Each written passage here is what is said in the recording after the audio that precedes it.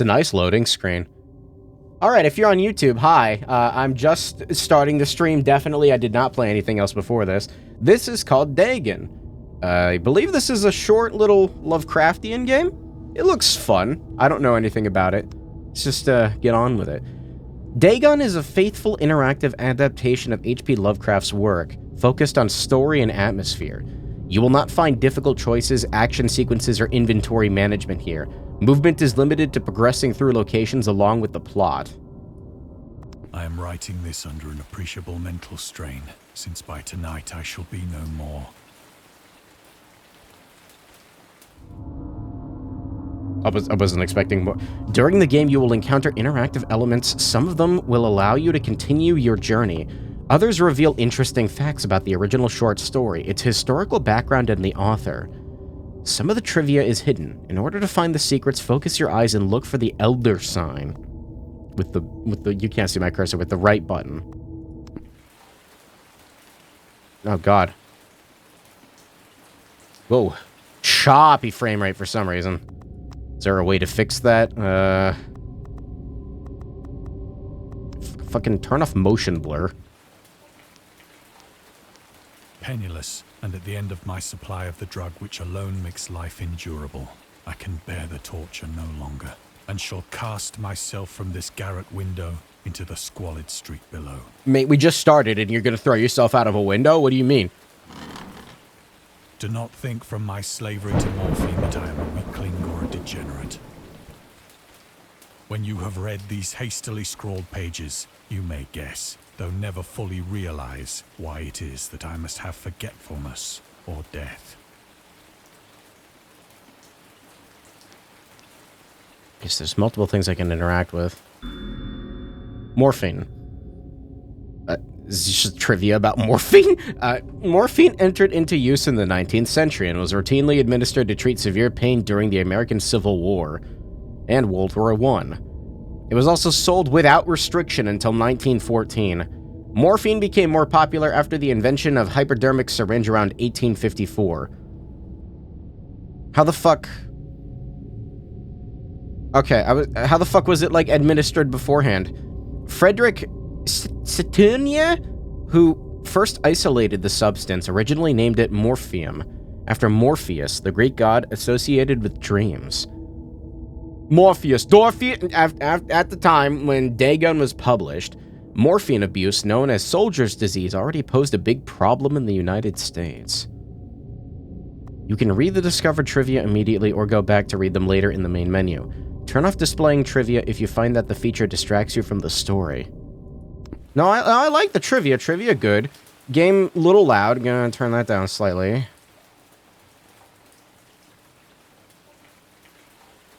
And now we got ketamine.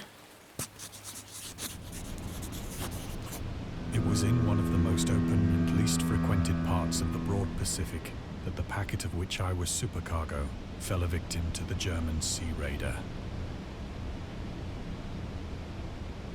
This feels more like a point and click, which is not what I was expecting. I thought this would be like free roam. It's interesting. No, it's interesting though. The Great War was then at its very beginning, and the ocean forces of the Hun had not completely sunk to their later degradation.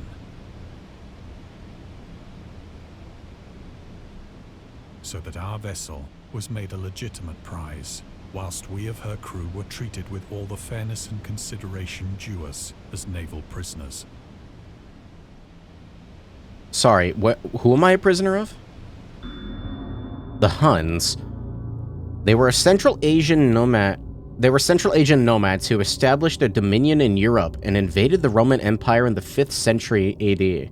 They were known as brutal, deadly warriors and masters of quick raids who would develop powerful composite bows, lassos, and early siege weapons. During World War I, the British used the word Hun as a synonym for Germans. Okay, so we're on a German vessel, in order to emphasize their brutality. However, the term originated when the German Emperor Wilhelm II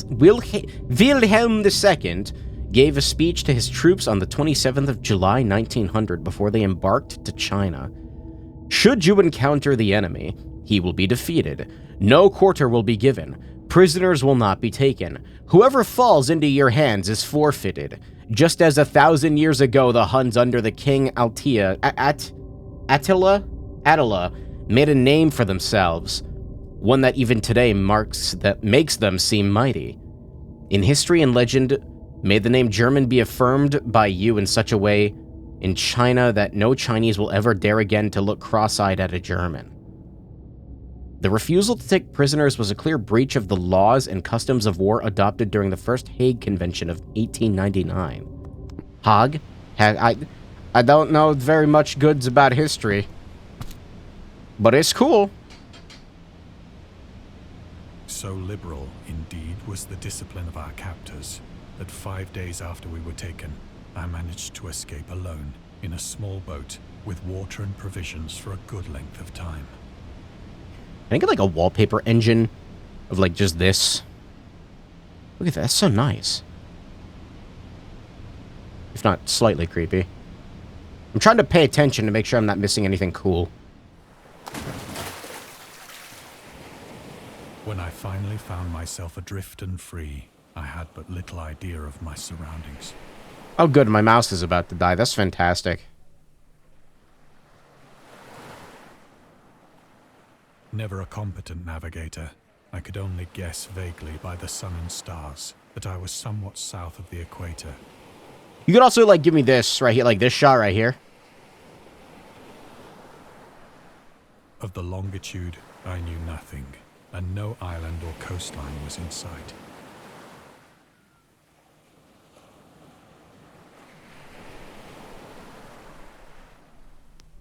The moon.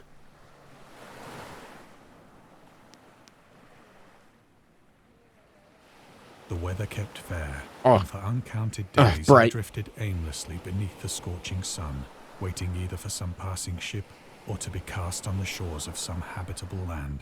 What's that noise? There's like a woo!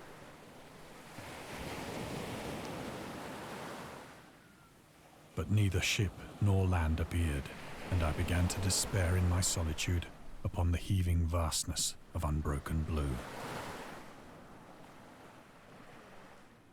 The change happened whilst I slept. Its details I shall never know.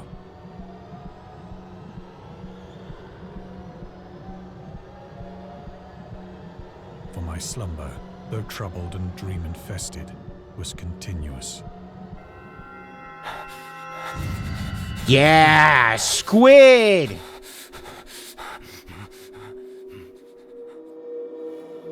When at last I awoke, it was to discover myself half sucked into a slimy expanse of hellish black mire, which extended about me in monotonous undulations as far as I could see, and in which my boat lay grounded some distance away. Is this directly taken from the, I don't know if it's necessarily a book, but the writing? Though one might well imagine that my first sensation would be of wonder at so prodigious and unexpected a transformation of scenery, I was in reality more horrified than astonished. For there was in the air, and in the rotting soil, a sinister quality which chilled me to the very core. The region was putrid with the carcasses of decaying fish, and of other, less describable things which I saw protruding from the nasty mud of the unending plain. Perhaps I should not hope to convey in mere words the unutterable hideousness that can dwell in absolute silence and barren immensity. There was nothing within hearing, and nothing in sight, save a vast reach of black slime. Yet the very completeness of the stillness and the homogeneity of the landscape oppressed me with a nauseating fear. The sun was blazing down from a sky which seemed to me almost black in its cloudless cruelty, as though reflecting the inky marsh beneath my feet.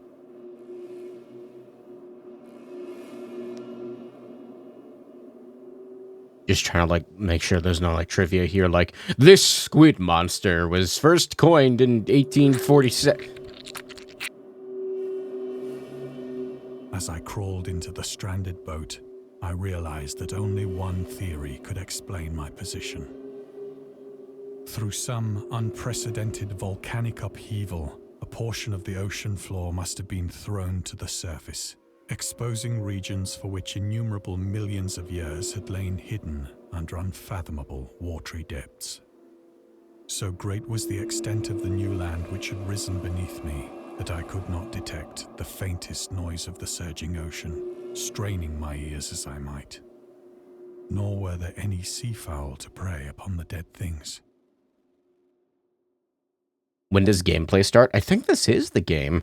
It seems more like an interactive novel. Also, I don't know how bad the Outer Gods really can be if they brought back trilobites. I don't know. That's pretty sick right there. Like, I like that.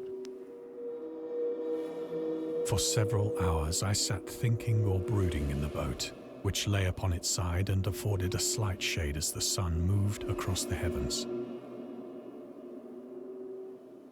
As the day progressed, the ground lost some of its stickiness and seemed likely to dry sufficiently for traveling purposes in a short time.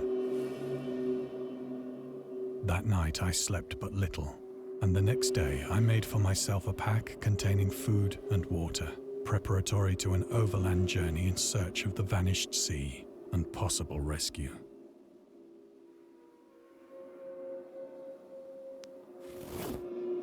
On the third morning, I found the soil dry enough to walk upon with ease.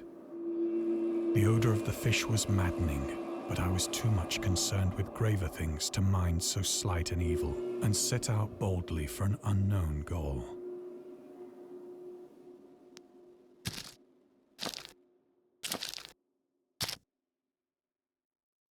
All day I forged steadily westward, guided by a faraway hummock which rose higher than any other elevation on the rolling desert.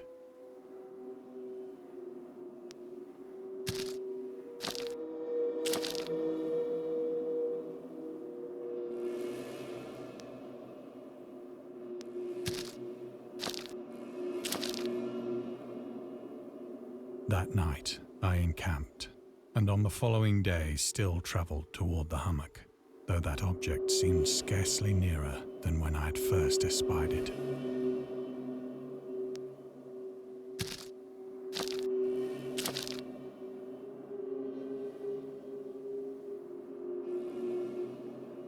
By the fourth evening, I attained the base of the mound, which turned out to be much higher than it had appeared from a distance. An intervening valley setting it out in sharper relief from the general surface. Too weary to ascend, I slept in the shadow of the hill. I know not why my dreams were so wild that night, but ere the waning and fantastically gibbous moon had risen far above the eastern plain, I was awake in a cold perspiration, determined to sleep no more. Such visions as I had experienced were too much for me to endure again. And in the glow of the moon, I saw how unwise I had been to travel by day. I think sorry, I just, like, remembered that I'm streaming. I got, like, sucked into the story, and I just didn't know, like... Without the glare of the parching sun, my journey would have cost me less energy. I also don't really know how to add to this, like, it's... Indeed, I now felt quite able to perform the ascent which had deterred me at sunset. We're gonna do it at night? Picking up my pack, I started for the crest of the eminence. Yeah, let's climb Mount Everest from the bottom of the ocean at night. I can do that, yeah. You grab that.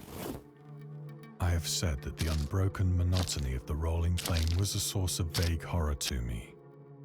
But I think my horror was greater when I gained the summit of the mound and looked down the other side into an immeasurable pit or canyon,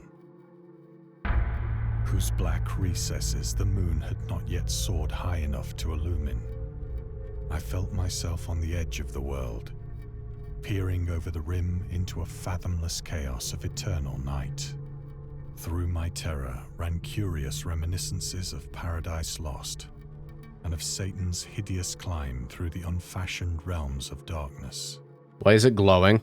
As the moon climbed higher in the sky, I began to see that the slopes of the valley were not quite so perpendicular as I had imagined. Ledges and outcroppings of rock afforded fairly easy footholds for a descent. Also the black slime. Don't forget the black slime. Whilst after a drop of only a few hundred feet, the declivity became very gradual. What's that? I think that's just more reflection.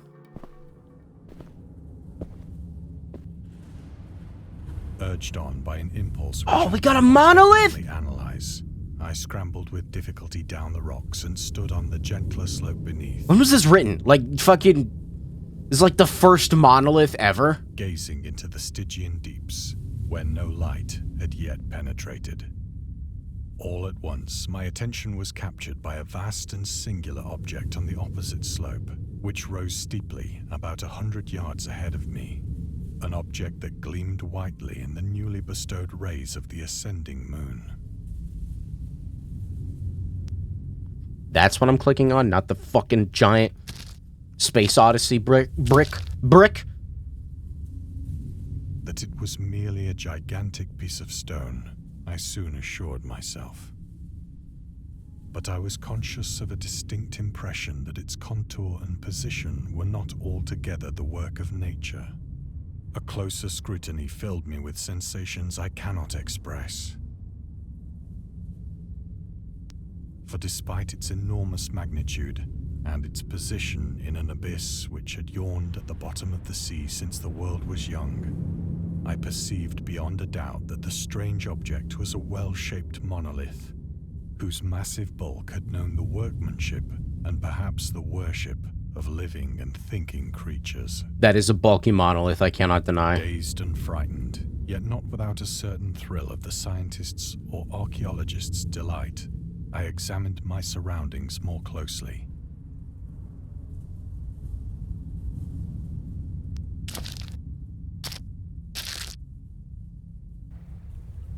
Oh, there's water. Now near the zenith, shone weirdly and vividly above the I don't like that. steeps. What the fuck? In the chasm. No. It's like an alien skull on the bottom.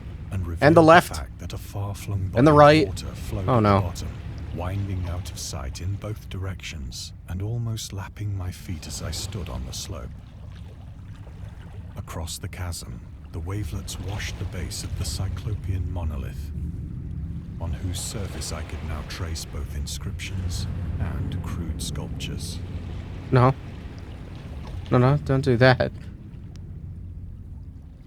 The writing was in a system of hieroglyphics unknown to me and unlike anything I'd ever seen in books, consisting for the most part of conventionalized aquatic symbols such as fishes, eels, octopi, crustaceans, mollusks, whales, and the like.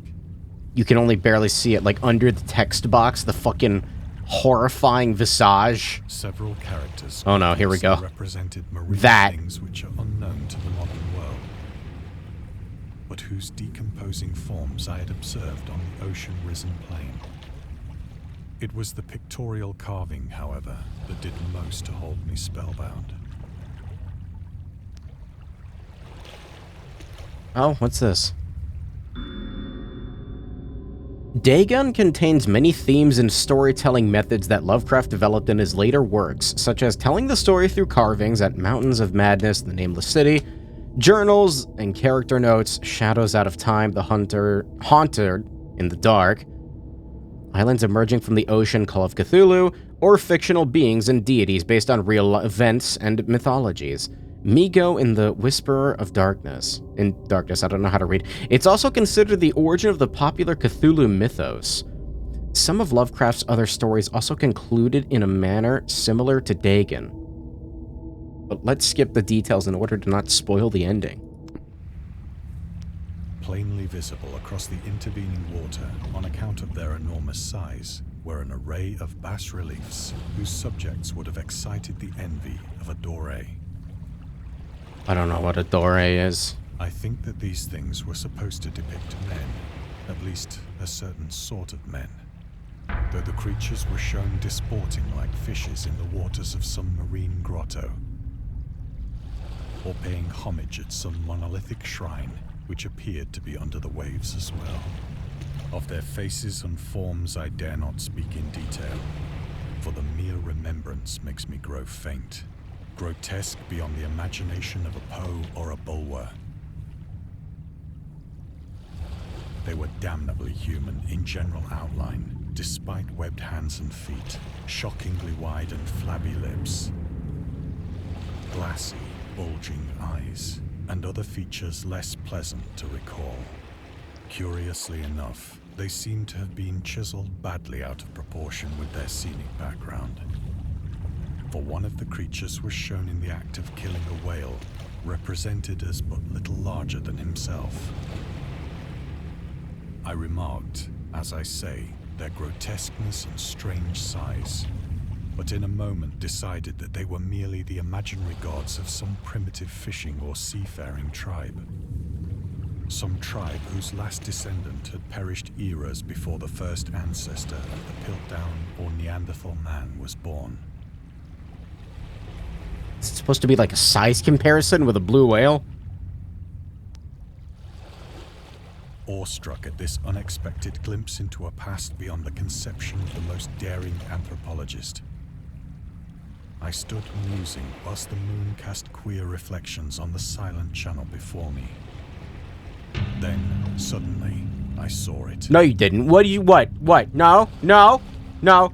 With only a slight churning to mark its rise to the surface, the thing slid into view above the dark waters. Oh! Fiend-like and loathsome, it darted like a stupendous monster of nightmares to the monolith. That actually startled me. Shit. About which it flung its gigantic scaly arms, the while it bowed its hideous head and gave vent to certain measured sounds. Did you see the artifact? Like, there's like a visual glitch. I think I went mad then. Of my frantic ascent of the sloping cliff and of my delirious journey back to the stranded boat, I remember little.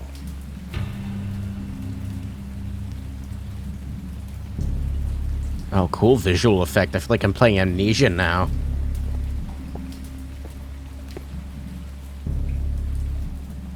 I believe I sang a great deal and laughed oddly when I was unable to sing. You know, you're just having a grand old time at the bottom of the ocean that's not got any more ocean in it. Indistinct recollections of a great storm sometime after I reached the boat. Are these things supposed to be extinct? At any rate, I know that I heard pearls of... Why is this so loud? ...the terms which nature utters only in her wildest moods.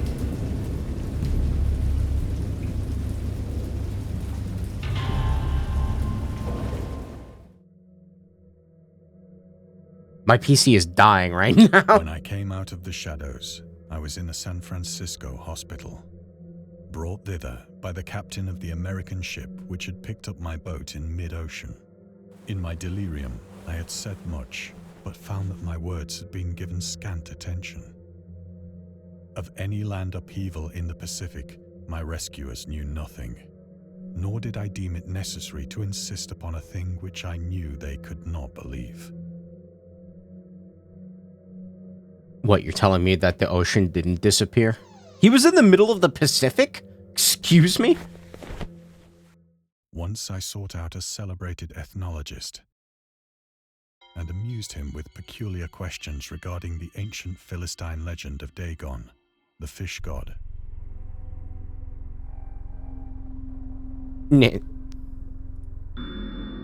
Dagon, or Dagon, was the main deity of the Philistines. Yeah, worshipped throughout the Middle East as the ancient god of fertility and crops fertility. In Hebrew, the word Dagon was a common noun for grain. The rulers of Akkad, Mesopotamia, chose him as the patron saint of their war conquests. He also appeared as the judge of the dead in an Abyssrian poem. Abyssrian? And an underground prison warder in one of the Babylonian texts. He's often mistakenly taken for a fish god due to the wrong interpretation of his name, as in Hebrew the word dag means fish. In H.P. Lovecraft's works, Dagon is an underwater deity ruling over the deep ones, a humanoid race with fish traits that resides in the oceans. He's worshipped by a secret cult called the Esoteric Order of Dagon.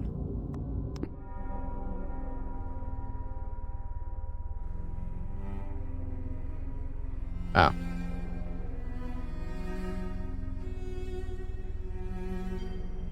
Yes, fertility, alright. What's that say? These actually have words in them. My life before you. I Can I read? I can read that. Yeah, hold on. I gotta, like, get my microphone closer, though. I can remember a time when time itself seemed endless.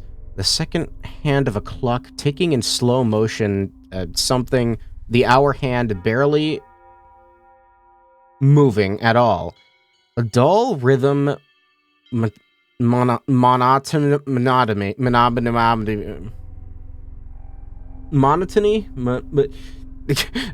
Filling an empty void of nothingness. Like I barely. It's so small.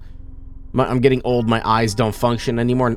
My life before you. Now time has turned free from a trickle to a raging river, bursting its banks with every beat of your heart. Our love swept along by the rushing cold water. Each passing day passing. Is that right? Yeah, each passing day passing into the past. Michael, it's your birthday today. Cake and ice cream is on its way.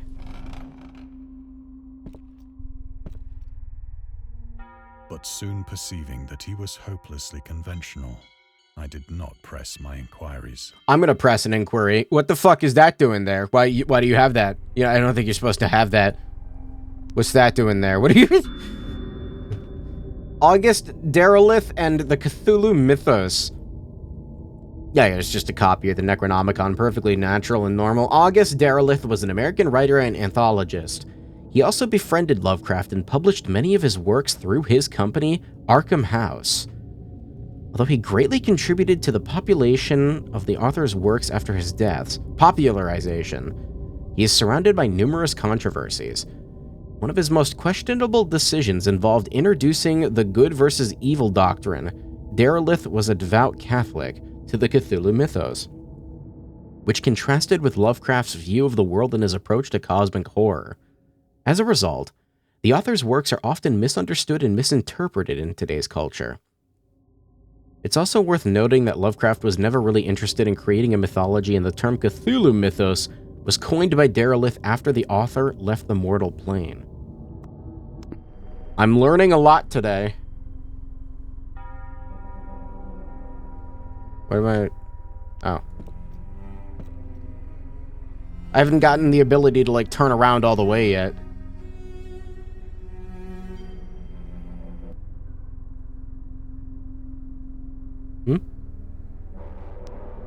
Why am I looking at a clock?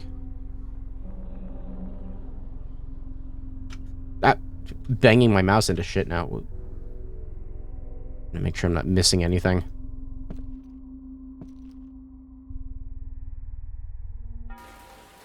It is at night, especially when the moon is gibbous and waning, that I see the thing.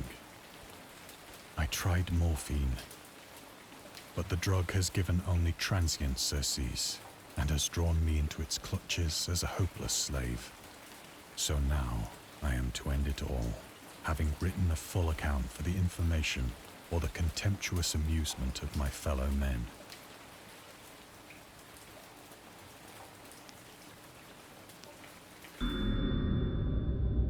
Lovecraft on tobacco and alcohol. Lovecraft hated tobacco, even though he used to smoke when he was 12.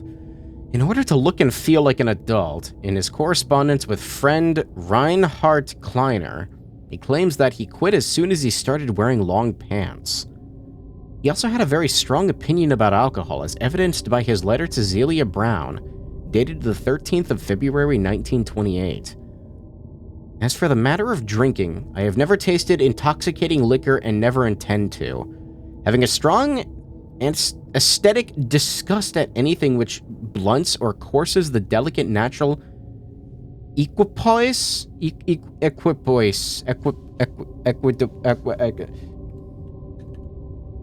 think it's equipoise.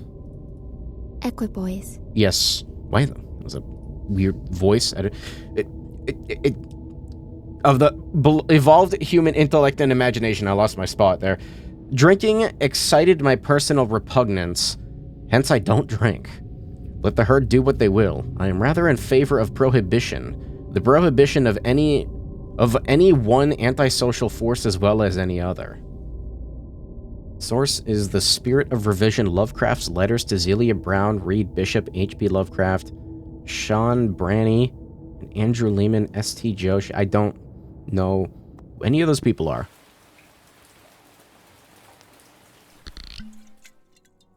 Often, I ask myself if it could not all have been a pure phantasm. A mere freak of fever as I lay sun-stricken and raving in the open boat after my escape from the German man-of-war. This I ask myself, but ever does there come before me a hideously vivid vision in reply. I cannot think of the deep sea without shuddering at the nameless things that may at this very moment be crawling and floundering on its slimy bed, worshipping their ancient stone idols and carving their own detestable likenesses on submarine obelisks of water-soaked granite. I dream of a day when they may rise above the billows to drag down into their reeking talons the remnants of puny, war-exhausted mankind. Of a day when the land shall sink and the dark ocean shall ascend amidst universal pandemonium.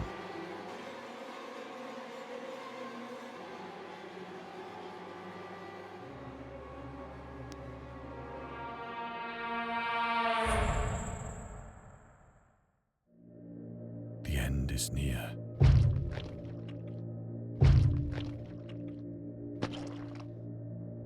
I hear a noise at the door, as of some immense slippery body lumbering against it.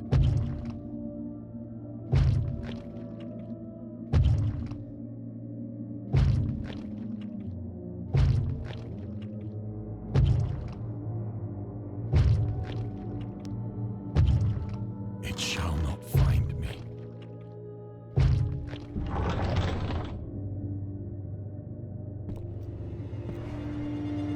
God, that hand!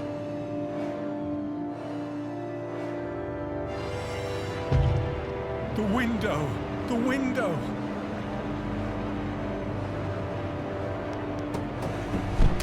Yeah, you better jump out that window, dude. What?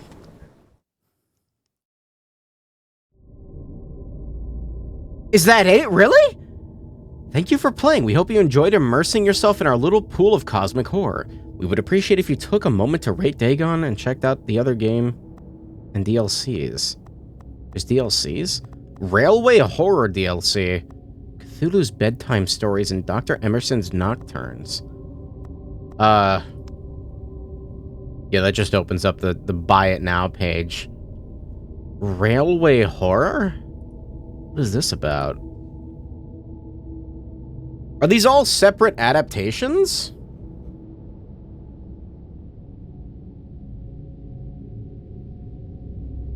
Have you ever wondered what the master of weird fiction and cosmic horror might have dreamt about? You have an opportunity to immerse yourself in one of H.P. Lovecraft's nightmares when he describes, in a 1927 letter to Donald Wandre, the co-founder of a famous Arkham House publishing house. Validate your ticket and find a comfortable seat. The motorman will be arriving shortly. Am I doing DLC tonight? Are these all DLC for this game? No. Dr. Emerson's Nocturne seems to be something different. What is Cthulhu's Bedtime Stories? Oh, these are all of the DLCs for... Wait, no. This is a separate thing. What is all this? I'm kind of curious about this. But I guess that's it for the main game. I mean, that was cool. Remember to pick up your legally verified Steam game license today. I mean, that was neat. I didn't realize that it was kind of just like... And scary stories have been accompanying men for centuries. They have many faces and forms. I think I'm watching an But what is their advertisement. purpose? Why do we enjoy being afraid so much? During our therapy, I'll try to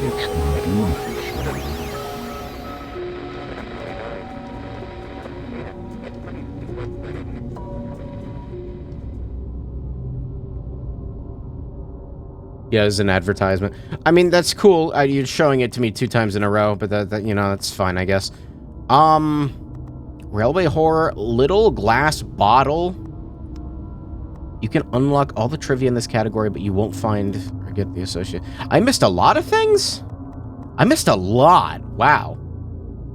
I did not see that many options. What do you... Maybe it's for the other ones? Okay, well... These all seem to be DLC for this. What is glass bottle? I see it here. Sorry, I'm reading what they're trying to sell me. John Jones writes this letter. As my ship is fast sinking with a treasure on board, I am where it is marked on the enclosed chart.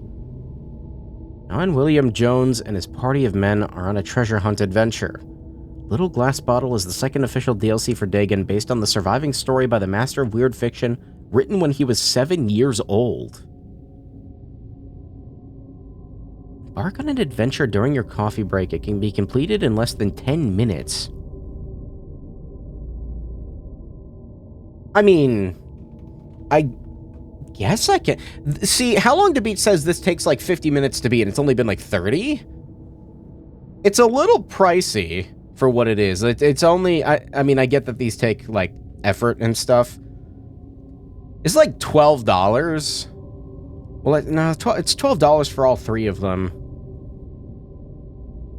I'm gonna buy DLC right now. I'm gonna... you know what? Fuck it. Why not? Let's spend some money, baby. I missed, like, almost all the trivia pieces. That's confusing to me. Yeah, sure, fuck it. Alright, we ball.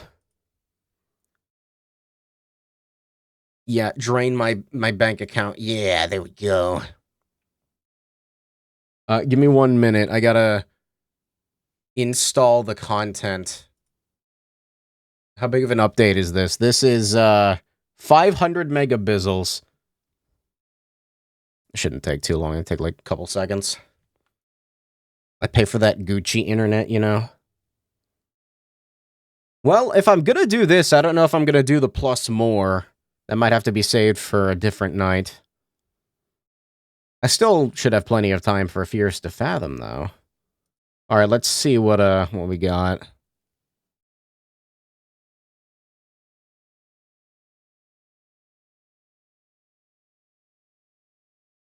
I was gonna say, is OBS Capture gonna work on it?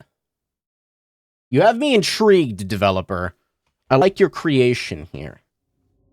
I should probably mention that this is, something I got on Humble Bundle for free, so...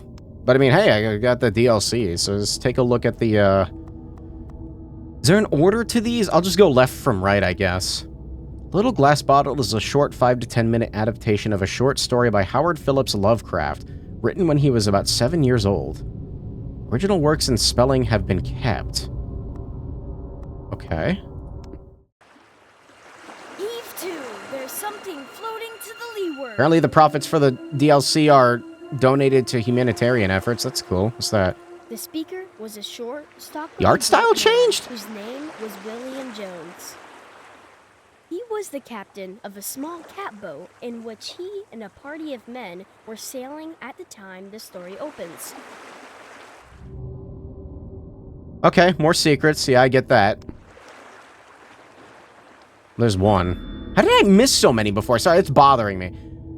Howard Phillips Lovecraft was born on August 20th, 1890 at 9 a.m. in Providence, Rhode Island. The exact date when The Little Glass Bottle was written is unknown. Young Howard probably penned it in 1896 or 1897. It was first published more than 20 years after his death, as part of the anthology The Shuttered Room and Other Pieces. Lovecraft himself regarded The Little Glass Bottle as a youthful attempt at a humorous story. H.P. Lovecraft to Reinhard Kleiner, 16th of November 1916. Scans of the handwritten original can be viewed in the digital repository of the Brown University Providence. Okay. Why the art style changed? That's interesting.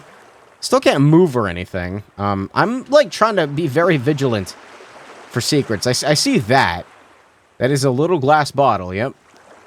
Aye, aye, sir, answered John Towers, and the boat was brought to a standstill. Captain Jones reached out his hand for the object, which he now discerned to be a glass bottle.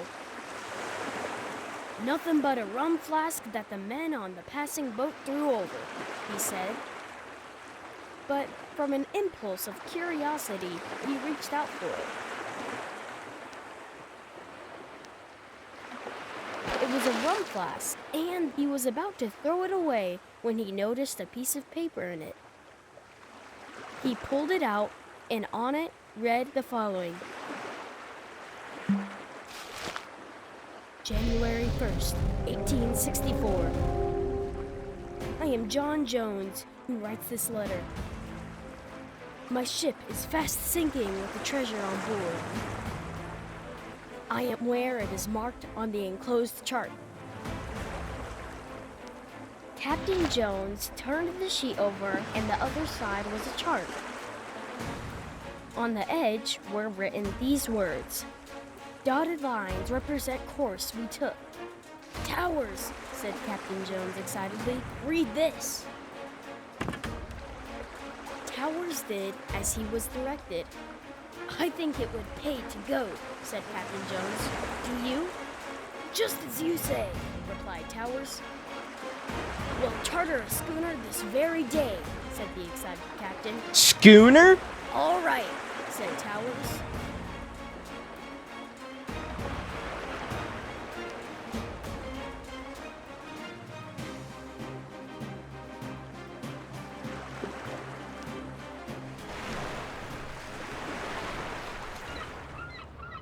So they hired a boat.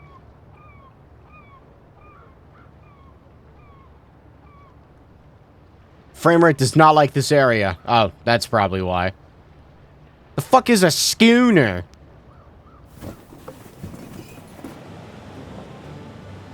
First rule of the salvage's code? The dotted lines of the chart. Don't pick up any Cthulhu. What's the word? Paraphernalia?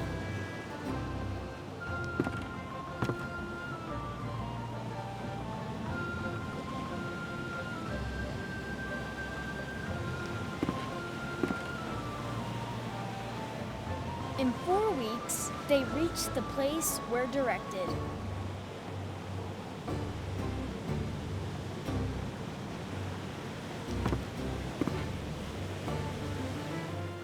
And the divers went down.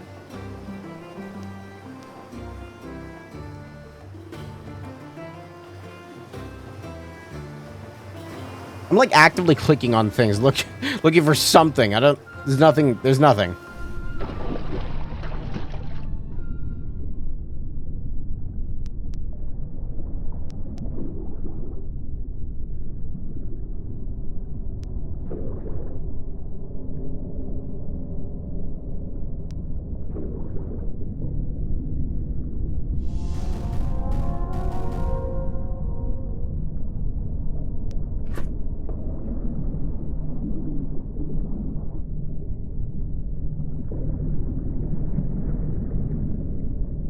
A lot of fish.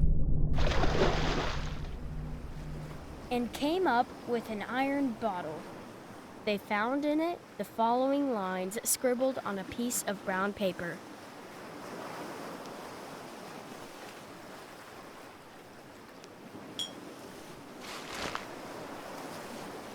December 3rd, 1880. Dear Searcher, excuse me for the practical joke I have played on you. But it serves you right to find nothing for your foolish act. Well, it does, said Captain Jones. Go on. However, I will defray your expenses to and from the place you found your bottle. I think it will be $250, so that amount you will find in an iron box. I know where you found the bottle because I put this bottle here. And the iron box. Yeah? What was that? And then a good place to put the second bottle. Hoping the enclosed money will defray your expenses. expenses some eye close. Anonymous.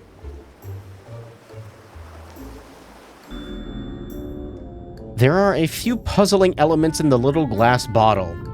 For example, the number 25.0.00, which is not a typo, as this amount appears in the text 3 times. It is not entirely clear why Lovecraft decided to write out the number this way, and what he meant by it. While publishers and translators interpret it in various ways, our opinion is that he most likely meant $250. You can't see my cursor, I'm like hovering over it. Yeah, 25.0.00. The map used in the game replicates the original version drawn by Lovecraft for the story. Did you notice that the land marked on it is signed as Australia? A simple typo. Australia. Or maybe young Howard was already creating his own lands and unknown islands in his imagination. It's probably a typo. He was 7 years old. It's also puzzling that the dates in the letters in both bottles are almost 17 years apart. You could probably chalk it up to him, you know. What the fuck was I doing when I was 7? I don't even know. I'd like to kick his head off, said Captain Jones. Here, diver, go and get the $250. I don't know if that is $250, but it, you know.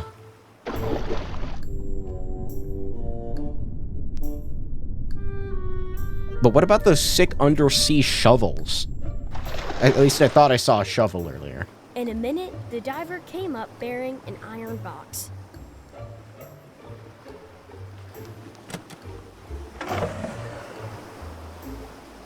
Inside it was found $250. It defrayed their expenses, but I hardly think that they will ever go to a mysterious place as directed by a mysterious bottle.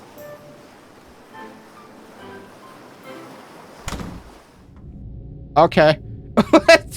I mean, yeah, sure, alright. This was a $4 DLC. Yeah, it's fine. Humanitarian efforts and all that. It was cool, though. Not exactly horror. I am wondering what the other ones are. How the fuck? What do you mean? What do you mean? Okay, so it's not... What do you mean? Where are all of these? Oh, whatever. Never mind. What is Eldritch Box? That one's making me curious. Alright, I think this is the first DLC. This is not an official Lovecraft story, even though it may sound familiar to some of you. It's an excerpt from the writer's letter to his friend Donald Wandre from November 24th, 1927, in which he describes one of his dreams. Or rather, a nightmare. My dreams occasionally approached the fantastical in character, though falling somewhat short of coherence.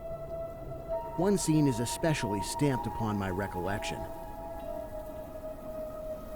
That of a dank, fetid, choked marsh under a gray autumn sky.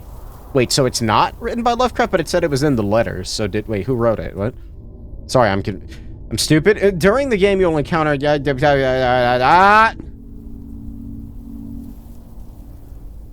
Maybe you have to play through it multiple times, Mushroom. In letters to his friend Donald Wandre, Lovecraft described 2 of his dreams. Okay, so this is Lovecraft. He didn't write... He just, like... I'm assuming it wasn't very detailed. At least not as detailed as, like, a full-fledged writing. After the writer's death, they were sold to the publisher of the Scienty Snaps Bizarre magazine and published in the form of short stories.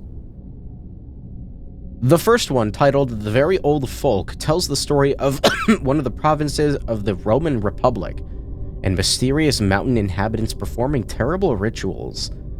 The second one was titled The Thing in the Moonlight. It was published in January 1941. The publisher added a fabricated beginning and ending to it, in which Lovecraft, unable to free himself from the nightmare, mentally contacts a stranger. Other publishers later reprinted the story, unaware that some of the text was not authentic. And this dream that we present here, in its original form, without any additions. Okay. But is this the authentic one? Oh. What am I missing? I'm missing so many things in these. With a rugged cliff of lichen-crusted stone rising to the north. Again, maybe it's like I gotta play through it multiple times. I don't know.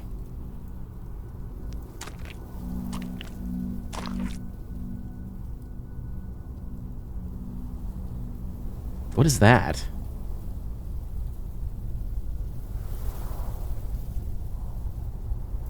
Railway? I can't tell.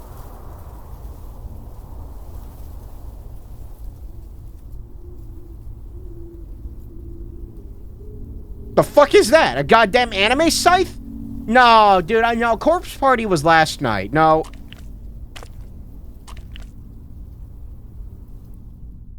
Impelled by some obscure quest, I ascended a rift, or cleft, in this beetling precipice. Beetling. No more.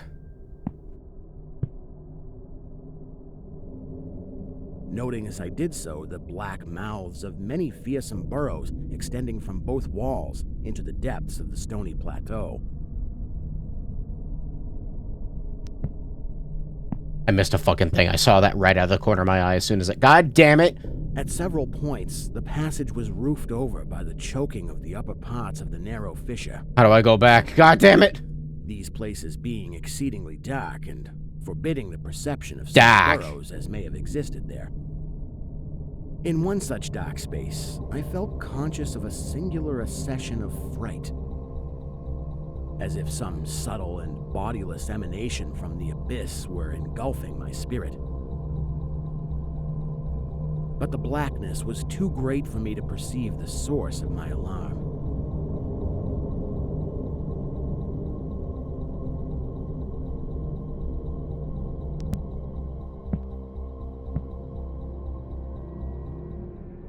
At length, I emerged upon a tableland of moss-grown rock and scanty soil, lit up by a faint moonlight which had replaced the expiring orb of day.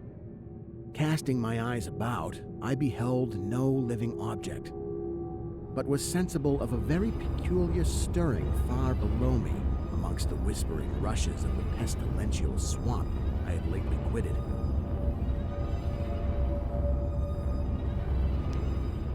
No living thing? Is this a reused area? This is a reused asset. No living thing? What do you call that, huh? What about that? Like, also, like, everything else that's on this street. Yeah, like that? Okay, that one might be dead. What about that one, huh?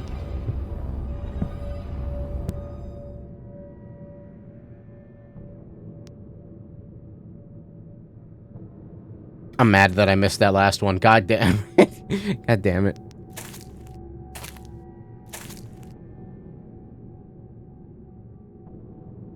What is this? What is that? It's like default Unity assets? They don't look like it. The scythe earlier was weird. After walking for some distance, I encountered the rusty tracks of a street railway and the worm-eaten poles which still held the limp and sagging trolley wire.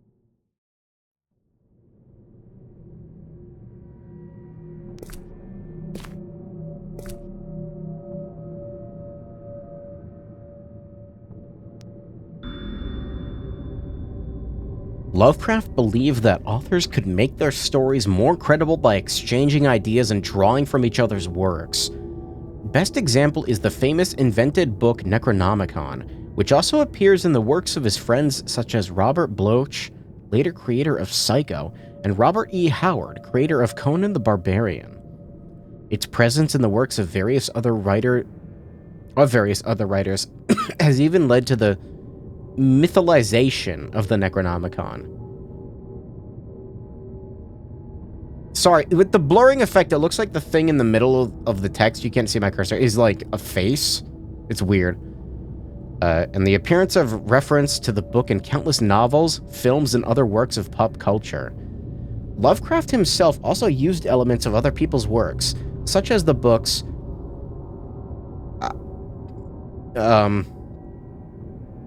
Unaussprechlichen Cluten, Nameless Cults by Robert E. Howard, and De Vermis Mysteries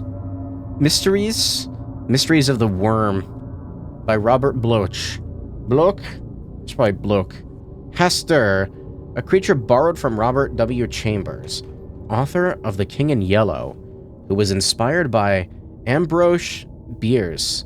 He also used his land of Carcosa, which later appeared in the TV series True Detective.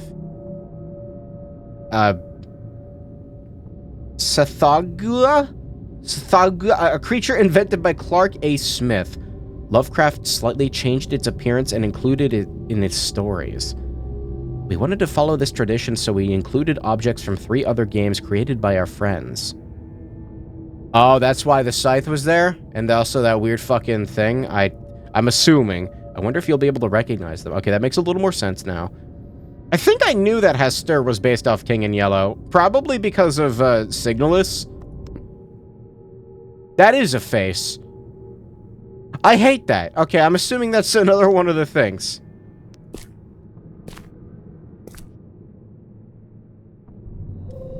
Following this line, I soon I don't know what game came it's upon a from. yellow vestibuled car numbered Car. 1852 of a plain, double-trucked type, common from 1900 to 1910.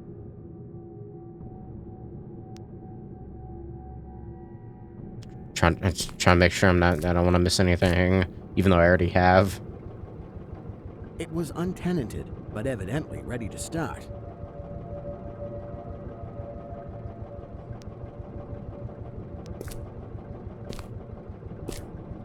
It's like wailing my mouse around every single time, like, whoa, and the air brake pump now and then throbbing beneath the floor. Throbbing?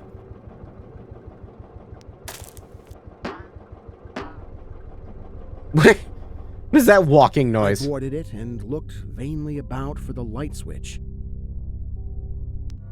Assuming it's that thing. I thought that was a fucking, like, face for a second. There's a rock.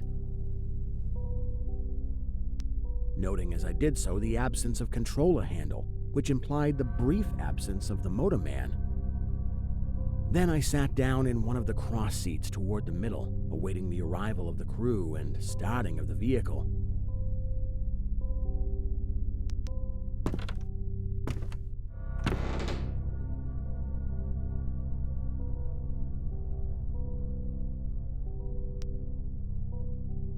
Well, this is a good setup. Presently, I heard a swishing. Why is this window so clear? And saw the dark forms of 2 men looming up in the moonlight. Why are the sound effects so loud compared to the voices? They had the regulation caps of a railway company, and I could not doubt but that they were the conductor and motorman. Is there like a... Yeah, sounds. Yeah, the voiceover is fucking quiet. Why? Sounds down. Sounds down. Damn. Then one of them sniffed with singular sharpness and raised his face to howl at the moon. The other dropped on all fours to run toward the car. I leapt up and at once raced madly out of that car. Okay. That was something. Yeah, but is there any trivia? No.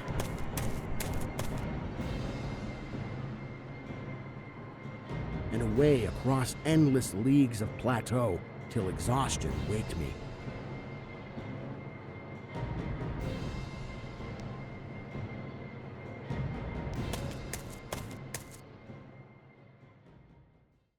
Doing this not because the conductor had dropped on all fours, but because the face of the motorman was a mere white cone, tapering to one blood-red tentacle.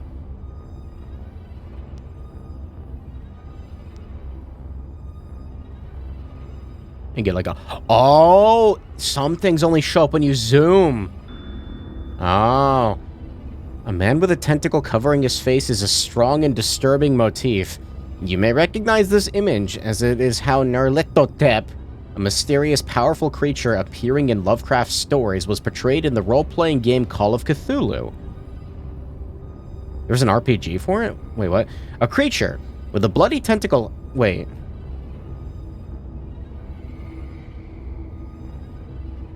Sorry, there was a... sorry, hold on a minute.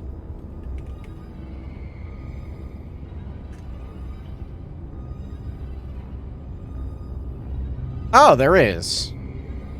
I didn't know about this. Huh. I mean, he's been betrayed that way multiple times. I thought they were gonna bring a persona. A creature with a bloody tentacle howling at the moon became the most frequently depicted form of Nyarlathotep, although this is not how Lovecraft described it. The presented story also became the inspiration to... What? For the erotic, macabre novel, Trolley number 1852 by Edward Lee. The what? Its hero is Lovecraft himself. What? He accepts a commission to write a specific type of story combining horror and sensual themes, which features the titular trolley and its terrifying motorman. Titular, huh? Okay, that's not what I expected to see there from Cone Face Man, who howls like a wolf. Okay. All right.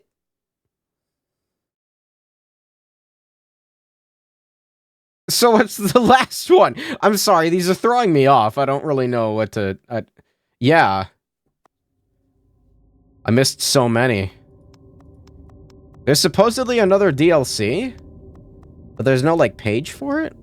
What is Eldritch Box? It just opened a fucking file explorer window. What the hell is this? Audiobooks?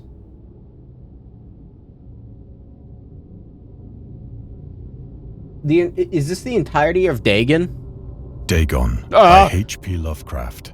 Written in July 1917. Read by Warm Voice. I am writing this under an appreciable mental strain. I think this is just the game that I play. Wait, what? What do you mean? Enhanced. There's an enhanced one. Dagon. Which is 17 minutes long instead of 14 minutes long. There's ebooks. Fish head. I don't know if I can show these on stream. I'm pretty sure these are, like, copywritten. Yeah, there's just a PDF rip of fish head? This is so weird. It's such a weird thing for me to stream. There's wallpapers. Can I show these? Oh, it's just the loading screen. Okay, never mind. Okay, I guess that's Dagon. I paid $12 for, like, an extra half hour of content. Yeah, it's fine. It's not a big deal. I mean, I enjoyed it. Trivia. I'm missing trivia in that. Unlock. You can unlock all trivia in this category, but you won't get associated achievements. You still have to find them during the game. I'm interested. I don't know where the hell these are all located. I don't know if I'm gonna read all these. Because there's a lot. Lovecraft would often skip meals to afford postage. Collections of his correspondence may have been published in various books and selected letters that can be found online. This game is really interesting. I call it a game. It's more like a... I don't know. I feel like I'm reading a fucking article or something. Dagon was written around a month after the United States entered World War I. Lovecraft was actively interested in its course. He composed many poems in which he gave encouragement to soldiers and commented on the events unfolding in Europe. He tried to enlist in the army, which he mentions in one of the letters to Reinhard Kleiner. Some time ago, impressed by my entire uselessness in the world, I resolved to attempt enlistment despite my almost invalid condition. I argued that if I chose a regiment soon to depart for France, my sheer nervous force, which is not inconsiderable, might sustain me till a bullet or a piece of shrapnel could more conclusively and effectively dispose of me. Oh my god. Even though he passed the physical exam, his mother prevented him from going to the war. They were gonna send him. She has threatened to go any lengths, legal or otherwise, if I do not reveal all the ills which unfit me for the army. Oh, he was omitting information. These are interesting. Dagon was written in July 1917 and first published in 1919 in The Vagrant, an amateur magazine focused on supernatural. The story is the first of his stories that introduced the element from the Cthulhu mythos, Dagon itself.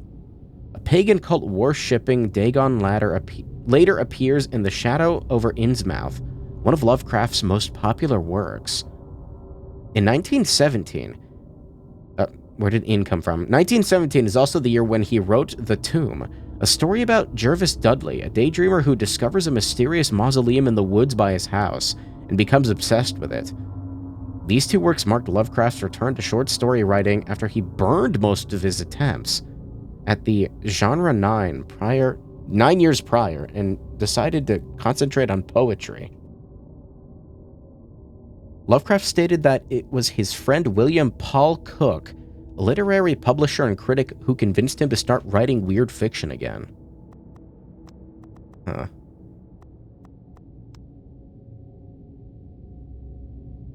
This is the PDF that they gave me. Dagon seems to be inspired by Fishhead, a short novel by Irvin S. Cobb about unnatural affinities between a hybrid idiot and the strange fish of an isolated lake. And Lovecraft's dream about a strange island emerging from the ocean and him crawling in the ooze that covered its surface. I dreamed that the whole hideous crawl, and yet I can feel the ooze sucking me down. In defense of Dagon. Lovecraft's interest in the topic stemmed from his aversion to fish and sea smells, in his own words. I have hated fish and feared the sea and everything connected with it since I was 2 years old. But I cannot recall what earlier experience gave me such a profound and lasting aversion to the sea and seafood. I also cannot stand the smell of fish. I don't know if I really ever dreamed about giant, oil islands coming out of the ocean and then buff fishmen, ripping up a monolith out of the ground. Volcanic eruptions sometimes result in the creation of islands. Most of them are transient and erode after some time, but some prove permanent. The floating pumice, porous rock created when superheated pressure rock can move across long distances and transport barnacles and macroalgae that cling to it. In 2001, rafts of pumice created during the eruption of a volcano near Tonga eventually reached Australia. Okay, that's neat. The horrors of the ocean. The creator of the Cthulhu mythos and the fictional underwater city of Relay was convinced that life could not exist at the bottom of the ocean because the water pressure would make it uninhabitable. Today, we know that the darkest depths of the ocean are home to many peculiar organisms. The deepest dwelling fish we have discovered so far, the Mariana snailfish, can live about 8,000 meters, more than 26,000 feet below the ocean's surface, in never-ending darkness and at hellishly crushing pressures, hundreds of times stronger than those found at sea level. Upon glancing at the modern photos of deep-sea creatures such as the anglerfish, the fangtooth or the viperfish, and their truly Lovecraftian characteristics, it's hard not to find some irony in this. Seems like someone's never been to the aftermath of an oil spill filled with fishmen on a rampage. I'll have to go to the next one. The Loner? When do these appear? Contrary to popular opinion, Lovecraft was not an ever-frowning, eccentric, grumpy loner. He considered himself to be a person who appreciated humor. Moreover, he would often meet with friends in his apartment or at various cafes in Brooklyn and Manhattan. At times, his social life was so intensive, his work would suffer for months. I always thought he was like a recluse. It's me. There was a point when he finally decided he needed to put an end to daily meetings and loitering in New York cafeterias and resorted to hiding at home. Okay, I didn't read the rest of it. And reading with the main room light turned off, pretending he wasn't there whenever a friend knocked on his door.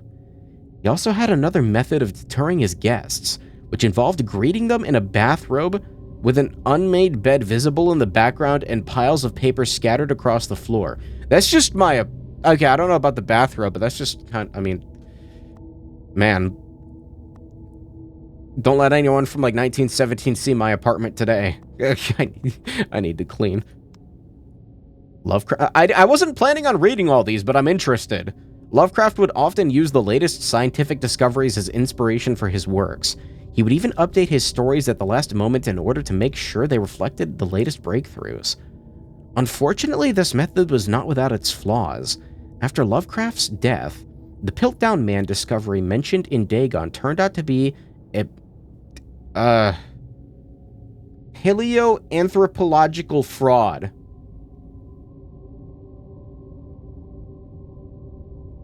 I already forget what the Piltdown Man even is. In 1912, Charles Dawson, an amateur archaeologist, announced that he had discovered the missing link between ape and man. Oh, it was like a missing link type thing? The fossilized remains of a previously unknown early human. Years later, they turned out to be a forgery. But at that point, the fraud had already managed to negatively affect the early research on human evolution. In the year when the discovery took place, the majority of the scientific community believed Dawson indeed found the missing link. In 1953, Time magazine published evidence proving that Dawson was a con man. It turned out that the fossils of the previously unknown early human consisted of a human skull, the jaw of an orangutan, and chimpanzee teeth. I don't even know, like, how you... It's interesting to have, like, context like this provided. I don't know how the fuck you figured this out without, you know, going through something like this to inform you of it. Just like Junji Ito, the guy himself is a pretty quirky guy despite writing such abominations. Lovecraft was a prominent figure in the world of amateur journalism. In 1915, he started publishing his own journal called The Conservative, which included political and social commentary, poetry, short stories, and literary criticism written by him and other authors. Howard was a skilled wordsmith, but he also took criticisms to heart, which resulted in his decision to step away from writing poetry and concentrate on weird fiction again for the first time since his teenage years. Dagon, published in 1919, is one of the short stories written during that period. In this example excerpt from The Conservative, the master of the horror fiction explains his attitude toward the warfare and idea of world peace. Why any sane human can believe in the possibility of universal peace is more than the Conservative can fathom. Should the entire civilized world agree simultaneously to disarm, one or more nations would undoubtedly retain secret armaments, and at the proper time take advantage of their more altruistic and less astute contemporaries in a wild career of conquest against unarmed victims. No country is or ever can be above warfare until the basic impulses of the human animal shall have miraculously changed. Oh boy. The atheist. Lovecraft considered himself an atheist and absolute materialist, which he attributed partially to his early childhood, interest in astronomy and science in general, in his own words. I am indeed an absolute materialist so far as actual belief goes, with not a shred of credence in any form of supernaturalism, religion, spiritualism, transcendentalism, metempsychosis? Metempsychosis? I don't know what even is that, or immortality. We've come a long way from using human bones for missing link theories, now toy bones for Mexican alien skeletons. And concrete, I think. They like casted it in concrete. All I say is that I think it is damned unlikely that anything like a central cosmic will, a spirit world, or an eternal survival of personality exist. They are the most preposterous and unjustified of all the guesses which can be made about the universe, and I am not enough of a hair splitter to pretend I don't regard them as errant and negligible moonshine. In theory, I am an agnostic, but pending the appearance of radical evidence, I must be classed practically and provisionally as an atheist. Okay. What is... this got brought up earlier. In 1921, Lovecraft... Hold on.